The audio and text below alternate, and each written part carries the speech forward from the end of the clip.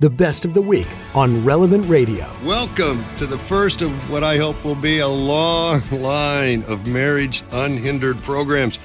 I am your host, Doug Hinderer. I'm a licensed marriage and family therapist in Illinois, and I am so pleased to be with you this morning. The whole focus of this show is to help you live married life as God intended it, and to get some help in those areas where you might be struggling. Marriage doesn't have to be perfect in order to be wonderful. Please give me a call, 888-914-9149. We're taking your calls about marriage challenges and issues that you're dealing with. Or you can email me, doug@marriageunhindered.com. All right.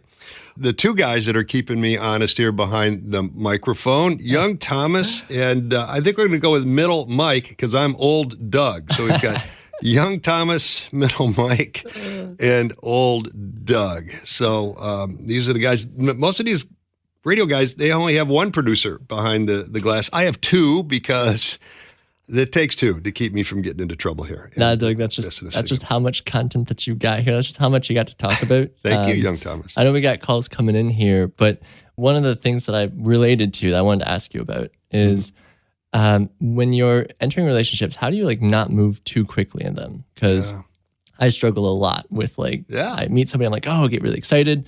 Yeah. And then it just I go way too fast. So how do I slow them down? Yeah. Good question. And this is like one of those do as I say, not as I did things. The research is clear that 2 years is kind of the magic number. Couples who date for at least 2 years before they get married have a lower divorce rate than couples who date for less than 2 years. I actually proposed to my wife after 1 week. And 1 week? 1 week, yeah. Whoa. Yeah, we waited 6 months to buy the rings because we didn't want to freak our parents out, and we got married 9 months later. So the whole thing was like 15 months from beginning to end.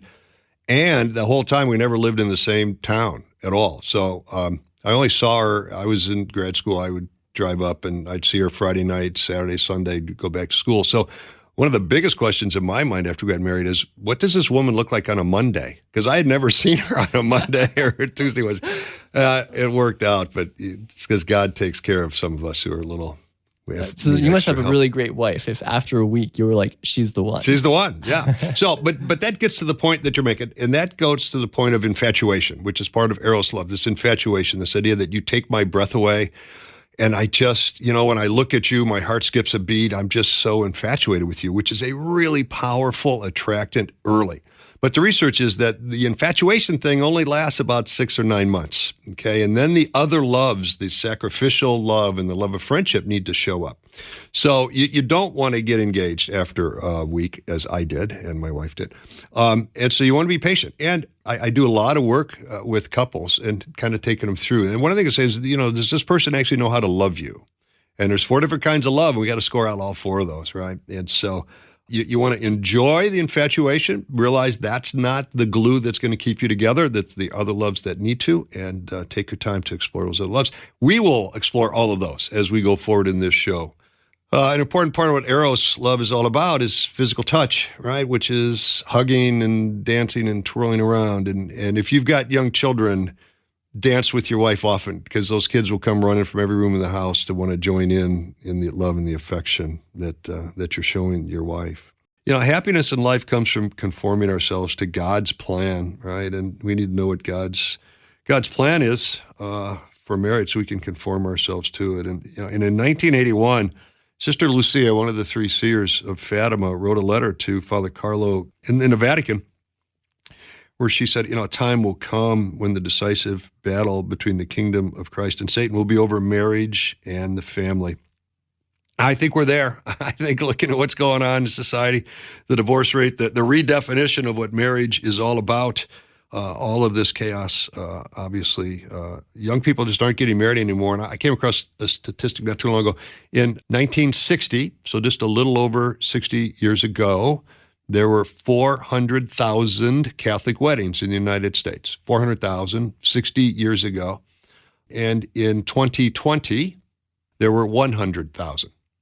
So Only 25% as many couples are getting married in the church now as got married just 60 years ago. This isn't a centuries-old tradition. This is just 60 years. And I mean, you even think about how many of those weddings in 2020 were people who were practicing Catholics, or they just did it because their grandma or their mom wanted them to get married in the Catholic Church. And right. Wow, that number is staggering. Scary, isn't it? It's really scary.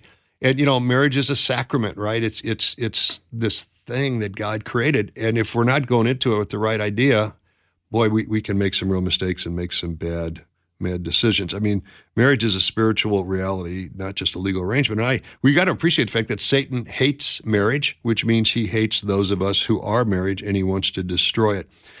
His primary weapon, I believe, I haven't seen any research on this, but based on the work I do, my experience, his primary weapon is to get us to focus on our spouse's defects.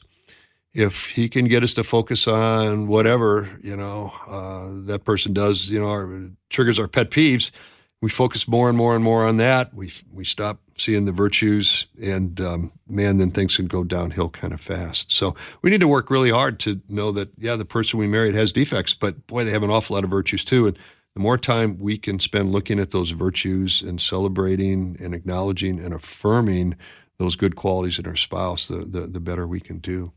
And there's a real specific formula that I teach my couples that I encourage them to follow. And it feels stiff, it feels a little formulaic, but it works really, really well. It's a 3-step process to have a gentle conversation when your spouse has done something that kind of irritates you or annoys you or has gotten on your nerves. And the first sentence starts with the words, I feel. And then you label your emotion. I feel worried, I feel anxious, I feel frightened, I feel unloved, I feel. Second line, when you, and then you talk about what it is your spouse did. And the example I use a lot of times is, I feel worried when you come home late and don't call and tell me you're going to be late. Okay, so I feel, ... when you, ... Third sentence, and I'd like to ask you to please, and then tell your spouse what you'd like them to do different next time. So I feel anxious and worried when you come home late and don't call. And I'd like to ask you to please call if you're going to be more than 15 minutes late. Oh, okay, I can do that. But you've got to do it in that order. If you start off with the second line, when you, starts feeling like criticism or contempt, and then your spouse is going to get defensive or just shut down, right? So you've got to start with the words, I feel. The idea behind that is, listen, I love you, and I don't want to harm you. I don't want to hurt you. And if I'm doing something that hurts you, I'd like to know about it so I can stop doing it, so I can be the perfect husband.